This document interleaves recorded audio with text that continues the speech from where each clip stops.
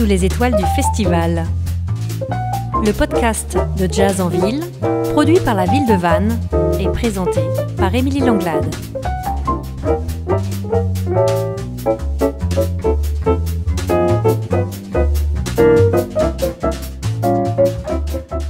Pour ce nouvel épisode de l'édition 2023 du Festival Jazz en Ville, j'accueille un groupe à la musique indomptable, à l'énergie folle et puissante qui vous coupe le souffle et casse tous les cadres connus.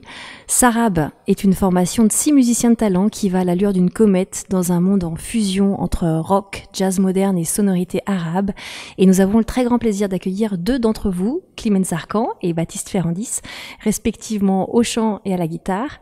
Le groupe est né il y a 5 ans de votre rencontre à tous les 2. Merci d'être avec nous. Merci de nous recevoir. Bonjour. Alors en fait, ce n'est pas la première fois que vous venez jouer à Vannes. On avait eu la chance de vous découvrir ici il y a 4 ans. Vous aviez été très remarqué sur les tremplins et Cédric Leroux, le directeur artistique, avait eu un très gros coup de cœur pour votre son. Il s'était promis de vous faire revenir. C'est chose faite. Est-ce que vous pouvez nous raconter le chemin qu'a pris votre musique depuis les tremplins de 2019 et la grande scène de ce soir ? On a quand même pas mal évolué, on a eu la chance de pas mal jouer en fait avec ce groupe, de beaucoup jouer et d'essayer pas mal de choses parce que tout le monde est très occupé mais très motivé par ce projet.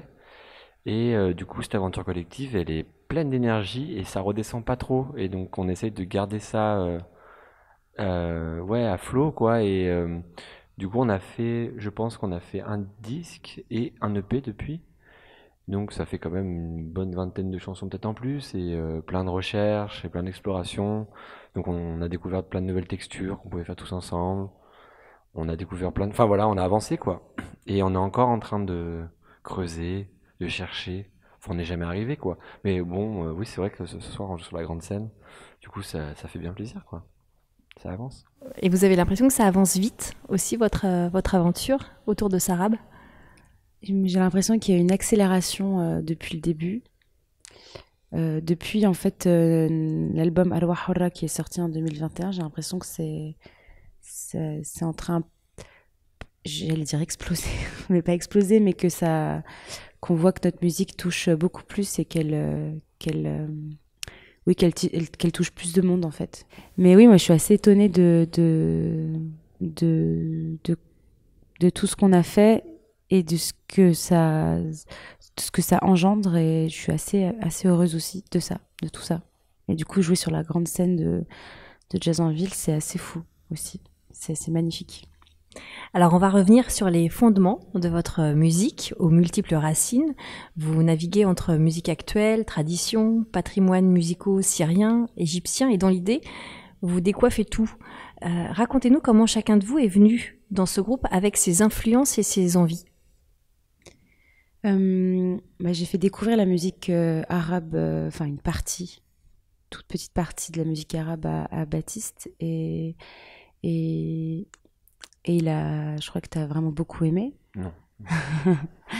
et c'est parti un peu de là parce que Baptiste tu as fait plutôt du métal et moi je venais plutôt de la musique trad, j'écoutais beaucoup de musique traditionnelle différente et ensuite, on a pensé tout de suite aux autres personnes du groupe, aux autres membres. Moi, j'ai pensé à Thibaut Gomez, le pianiste, qui est un ami à moi et qui, lui, vient du jazz, mais contemporain. Et puis, il a aussi un son et une patte il fait aussi du piano préparé, donc il a vraiment une patte à lui, très intéressante. Robinson, on savait qu'il avait bossé un peu les makramates et que surtout, en fait, un trombone voix, on s'était dit que ça serait chambé comme idée. Et Baptiste a plutôt pensé au batteur et au bassiste. Donc Paul, qui vient de Vienne aussi. En fait, on vient globalement de la région Rhône-Alpes. Et Tim, qui est le seul parisien. Mais qui est, les deux, moi je savais que ça allait marcher du tonnerre. Autour, c'est que des numéros 10, on n'a pas changé. Et c'est vraiment un truc important. Changer le line-up, pour nous, c'est un truc, on fonctionne un peu à l'ancienne, quoi. Comme les groupes de rock avant, quoi. C'est pas anodin de changer les gens. Et au moment de votre rencontre, vous avez eu quelle envie autour de ce groupe ? En fait, on travaillait en duo et on essayait de faire des chansons que Clément avait entendues toute sa jeunesse, quoi. Mais moi, je sais pas jouer comme les mecs là-bas, quoi. Donc je jouais comme un mec d'ici et c'est ça le truc, je crois. C'est qu'on a essayé d'être honnête tout de suite. Moi, Moi, j'ai essayé de mettre des accords sur des choses où il n'y avait pas d'accord, en fait, pour parler très concrètement. Et puis ensuite, on s'est dit, mais ça sonnerait trop bien avec une batterie, avec un gros son rock. Et voilà. Du coup, Sarah Benet. Et ce qui est très beau, c'est que vous évoquez souvent la force de votre collectif, de votre formation. Comment est-ce que vous avez réussi à trouver votre patte à 6 et à devenir musicalement une chimère? C'est une figure que vous évoquez aussi souvent, c'est ce corps hybride et coordonné qui fait le son Sarab. Parce que on peut dire que c'est Baptiste et moi qui avons monté Sarab, mais à la fin, ça sonnerait pas comme ça sonne s'il n'y avait pas aussi l'influence et le jeu de chacune des autres personnes du groupe. Et du coup, ça rejoint ce qu'a dit Baptiste, c'est que ces personnes-là font partie de Sarab et que c'est pour ça qu'on est une entité entière, en fait. C'est vraiment un travail collectif. Donc, voilà. Peut-être tu peux ajouter quelque chose. Non, mais c'est ça. En fait, c'est un combat, c'est un chemin. C'est-à-dire qu'on n'est jamais arrivé. Et faut qu'on arrive à combattre nos différents égos, nos différentes envies pour trouver une voix unique, quoi, qu'on chante tous à l'unisson sur le truc. Et en même temps, il faut laisser la liberté à chacun de s'exprimer, de faire racine avec les morceaux. Et en même temps, des fois, il faut trancher aussi. Donc, faut trouver l'équilibre, quoi. C'est pas tout le temps facile. Mais on est super potes, donc en fait, on sait qu'on s'engage. Enfin, voilà, ça va, quoi. Et est-ce que c'est le fait aussi que vous ayez tant d'influences variées, que vous veniez tous aussi d'univers différents, qui fait que vous trouvez aussi votre langue nouvelle tous les 6? Oui, sûrement. Ça, c'est sûr. Puis on écoute tous plein de trucs. On est tout le temps en train de se filer des références. Ouais, t'as écouté ça, t'as écouté... Enfin, c'est pareil, en fait, on essaie de rester à l'écoute du monde, quoi, je crois. De pas fixer sur des trucs, essayer de voir quel courant nous prennent nos tripes, qu'est-ce qu'on aime dans telle texture, et en même temps de garder le message initial et la tradition de cette musique orientale qui transcende tout ça, quoi, qui est le fond, en fait. En ce moment, c'est quoi qui vous inspire? Moi, là, je suis à fond, je suis retourné dans les hard rock des années 2000, mais à fond, quoi. Là, j'en sors pas. J'écoute tous les groupes que j'ai écoutés quand j'étais gamin. Putain, il y en a un paquet, hein. Voilà. Là, ça fait une semaine que je suis là-dedans. Ouais. Et ça va venir s'infiltrer doucement aussi dans c'est déjà Sarab. dedans, c'est déjà dedans. Toi? Et vous, Je m'inspire de groupes de rock de nana en ce moment, Vulve Assassin, des choses comme ça qui me font bien triper, ouais. Voilà. Alors pour mieux coller à votre son, je propose qu'on écoute un titre de votre dernier EP, Zourouni, qui est un hommage au grand chanteur et compositeur égyptien Sayed Darwish.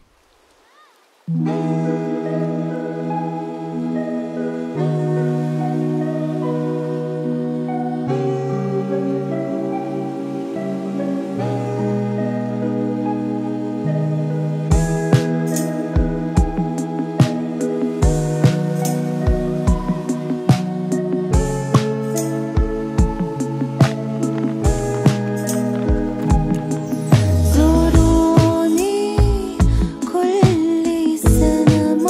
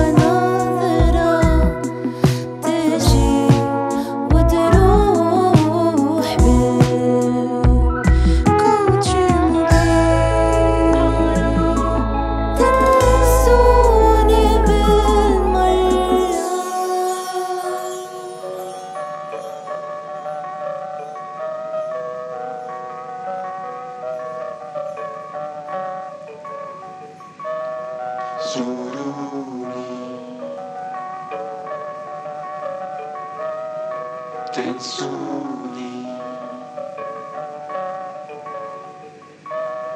Suruni, Tensuni, Suzuni,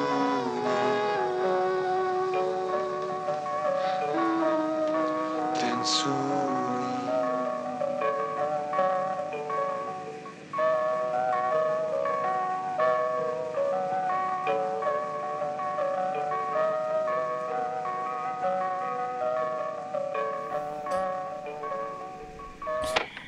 Climène Zarkan et Baptiste Ferrandis du groupe Sarab sont avec nous pour ce podcast de Sous les étoiles du festival. On vient d'écouter ce morceau Zourouni qui est un hommage. Racontez-nous comment vous avez choisi de reprendre et réarranger ce morceau. Moi je connais ce morceau depuis que je suis gamine. C'est un peu comme les feuilles de l'automne. C'est quoi le grand morceau hyper connu? Les feuilles mortes de l'automne. C'est un peu comme les feuilles mortes chez nous, quoi. Et je crois que c'est Abdallah Abou Zekri, un joueur de saz qui est un ami à nous, qui a fait écouter à Baptiste cette chanson. Et ah bon? C'est pas ton père Abdallah? qui le jouait. Non, c'est Abdallah. Ton père, il le jouait. Ah ouais. Ton père, il le jouait, et en fait, quand j'étais en Égypte, eh ben, on l'a écouté à la radio. Et il a fait, mais ouais. En tout cas, il est venu me voir, il m'a dit « Il faut trop qu'on reprenne Zourouni ». Et je lui ai fait « Ah non, c'est mort.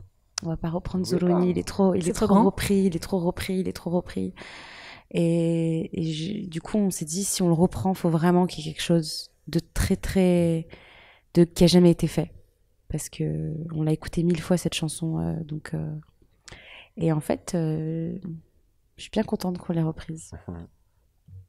Et vous parlez aussi beaucoup du respect que vous avez pour la tradition musicale. Comment est-ce que vous touchez justement aussi des grands morceaux anciens et vous les réappropriez en fait avec quelle énergie de pouvoir démonter, remonter certains morceaux qui font vraiment partie des grands classiques?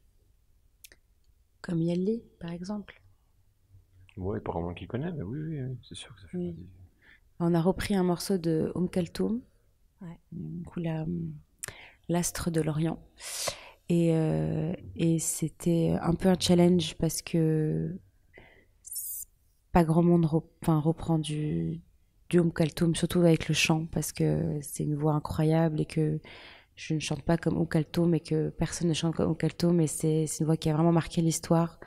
Et du coup, c'était intéressant de reprendre du Kaltoum. En tout cas, pour moi, c'était un énorme challenge parce que il fallait que je me réapproprie tout ce chant et que je n'essaye pas de l'imiter et que je n'essaye pas de faire comme elle. Et donc aussi, c'est inspirant d'avoir un arrangement derrière qui ressemble pas du tout à la chanson traditionnelle qu'on a fait avec Sarab. Et c'était... Voilà, je sais plus c'était quoi la question.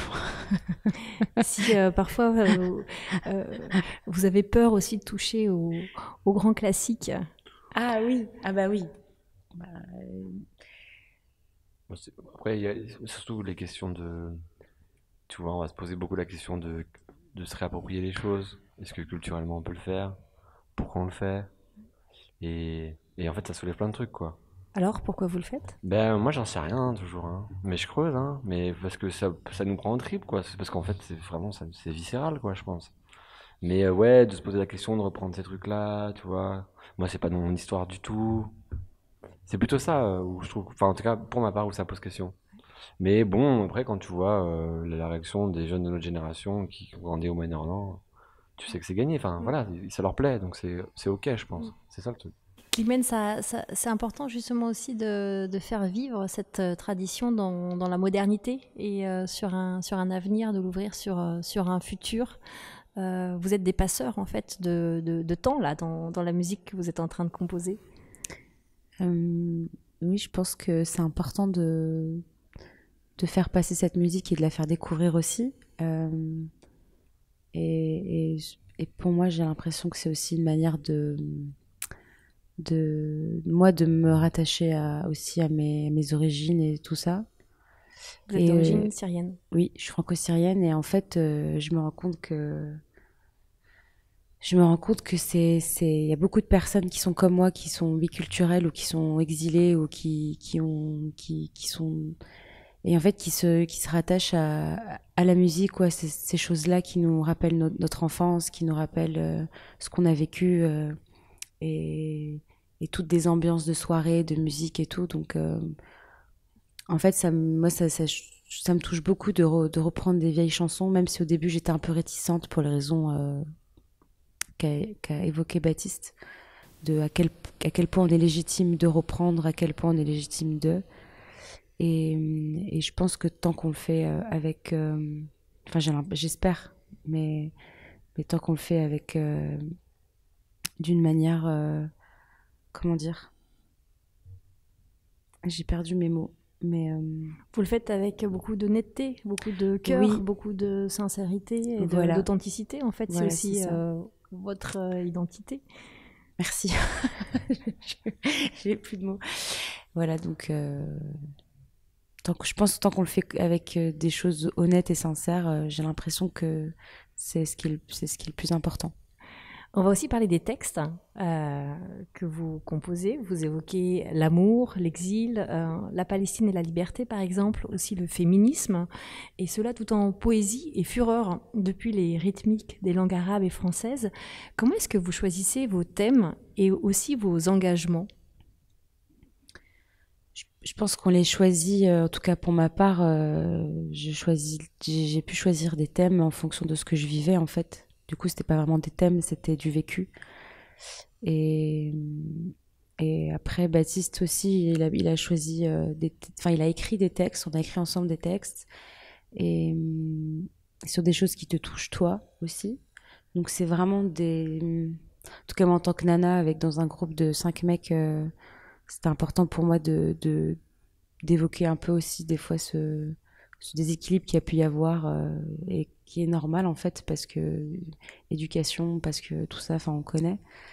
Mais du coup, c'est même d'ailleurs Baptiste qui m'a dit ce serait chouette qu'on parle de Lilith. Je lui ai dit c'est une super idée. Et donc j'ai déniché un texte d'une poétesse libanaise. et Et voilà, donc, du coup, l'exil aussi, c'était quelque chose pour moi qui est important. Enfin, c'est important d'en parler parce que ça me libère aussi. Voilà, je vais te laisser parler aussi parce que je parle beaucoup là. Non, c'est bien, non, non, c'est bien. Mais ouais. Non, mais c'est ça, t'as raison. Après, on s'est associé aussi avec Alain Damasio pour Ouais. Superbe plusieurs collaboration. concerts et un titre. Ouais, ouais, et puis c'était super. Mm. On s'est bien connecté sur ça. Et puis, Étranger est un verbe. ouais, il a ramené ce qu'il vous a texte-là écrit. qu'il faut voir écrit aussi parce Ouais. que Damasio, il y a pas mal de choses qu'on comprend quand on voit écrit. C'est vraiment, vraiment très, très fin. Mm. Qui est un auteur de science-fiction. Ouais, Oui. complètement, pardon. Engagé. Tout à fait. mm. Ouais, science-fiction assez utopique, je trouve, dans les dernières d'ailleurs, plus que dystopique. Mm. Il y a du très intéressant. Et après, je sais pas. Moi, j'aime bien en ce moment. Je me raconte cette histoire qu'on a quitté un monde qui était assez compliqué, assez complexe, avec plein de richesses, plein de vie partout, puis qu'on tout devient assez lisse, assez simple, et qu'on est en train de perdre plein de choses. Mais ça fait un moment, hein. Moi, depuis que je suis né, hein, c'est comme ça. Et j'aime bien essayer d'aller chercher des choses là-dedans.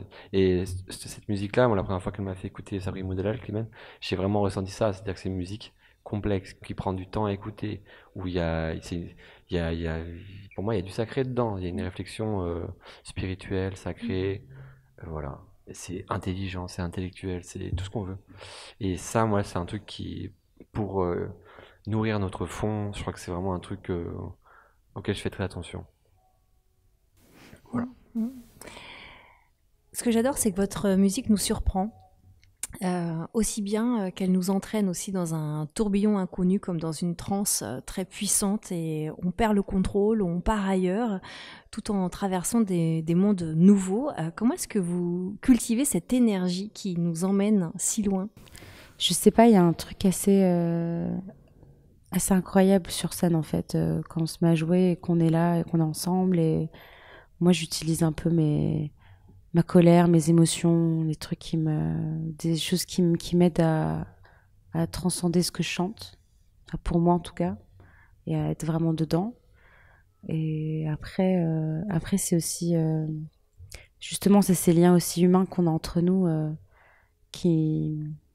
de se regarder, d'être, je sais pas, c'est ces liens pour moi qui font qu'aujourd'hui on est encore plus unis qu'avant, avec les années qu'on a passées ensemble, qu'on a traversées, dans lesquelles on a travaillé, où il s'est passé plein de choses. Moi, j'ai l'impression que c'est ça, mais I don't know. Alors, vous êtes programmé dans beaucoup de festivals de jazz cet été. Est-ce que ça a été facile pour vous de vous faire une place sur la scène musicale française, vu la modernité et la créativité que vous proposez? Non, mais on n'est pas du tout sur la scène. On n'est pas connus. Hein. Non, mais en vrai, on est une petite niche. Hein. Non, mais sans déconner. Là, vous nous avez mis sur la grosse scène, mais en fait, vous ne savez pas. Personne nous connaît. Mais qu'on soit bien clair. Non, mais c'est vrai. Non, mais c'est vrai. Tu demandes à quelqu'un dans la rue, mais il connaît jamais. Impossible. Ça va changer là. Si, à Paris, mais il y a des gens qui dans la rue. Personne sur 5000, je sais pas. Ben, c'est déjà une personne, Habibi, un jet, c'est vrai. Ouais, mais vous tournez bien là cet été. Oui, ça va. Oui. Vous êtes en pleine ascension, c'est ce qu'on disait aussi sur le début. Votre groupe est en train de monter très vite et devient de plus en plus visible, non? Non, mais c'est vraiment très. Non, mais c'est vraiment une niche. Mais c'est une niche. Mais moi, je suis très très content de ce qu'on fait. Mais justement, on fait quelque chose qui est pour une certaine catégorie de population. En fait, tout le monde n'écoute pas ça. C'est pas possible. Tu vois? Enfin, je crois. Hein. Oui, mais dans la scène jazz. Ouais, la scène jazz, mais c'est tellement petit en France que oui. C'est juste ça, oui. Mais du coup, sur la scène jazz, oui, ça marche bien pour nous. Mais c'est super. Mais monter trop vite, tout ça, tu sais, les gens qui montent trop vite, c'est quand il y a beaucoup d'argent derrière toi, en fait. Mais du coup, tu choisis plus rien, en fait. Et du coup, tu redescends vite aussi. Hein. Tu redescends en un jour. Hein. Terminé, on n'entend plus parler de toi. Nous, c'est pas du tout, on veut pas faire ça du tout, quoi. On essaie d'avoir un truc familial. Non, mais on est des artisans, quoi. Et on veut garder ça. On veut pas être sur Universal ou faire des. Tu vois ce que je veux dire? Oui. Mais je crois que c'était pas. Si, parce que si tu parles avec quelqu'un, je sais pas, avec mes potes là qui sont signés chez Sony, eux, tu regardes les vues, machin, ils sont connus. Les gens, ils s'arrêtent dans la rue. Mais dans un an, c'est fini, plus personne ne les reconnaît. Et leur musique, elle est choisie par l'industrie. Donc tu fais que des. Tu vends tout au capitalisme. Et voilà. Parce que c'est quoi la trajectoire idéale là, que vous aimeriez prendre justement dans cette exploration, dans cette aventure commune de Sarab? Je crois qu'on aime bien avoir un équilibre entre plusieurs trucs. Genre avoir des scènes comme ça, c'est génial. Vraiment trop bien. Mais on adore aussi les scènes alternatives, les tiers-lieux, les endroits plus punk, parce qu'en fait, t'as une énergie dingue aussi. Bon, tu dors mal et tout, tu bouffes n'importe quoi, mais il se passe un truc qui est autre. Le son, il est pourri et tout, mais je sais pas, c'est pas pareil. Et ça nous nourrit pour ça aussi. C'est un mélange des deux, ouais. Pour terminer ce podcast, je demande à chaque groupe quel est le morceau qui clôture votre concert et pourquoi.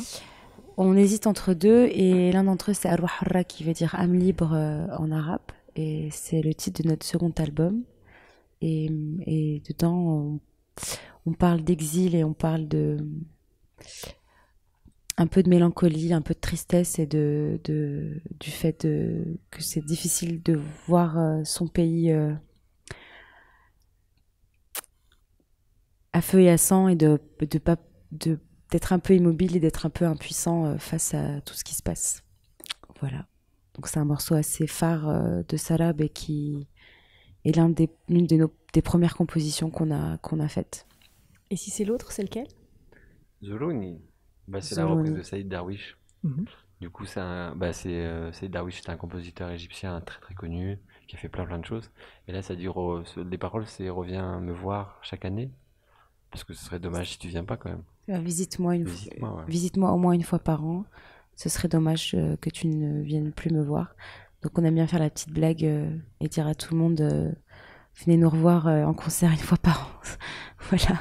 Clémence Zarkan, Baptiste Ferrandis, merci d'avoir été parmi nous pour cet épisode. Très très bon festival et très bon concert ce soir. Merci beaucoup à toutes.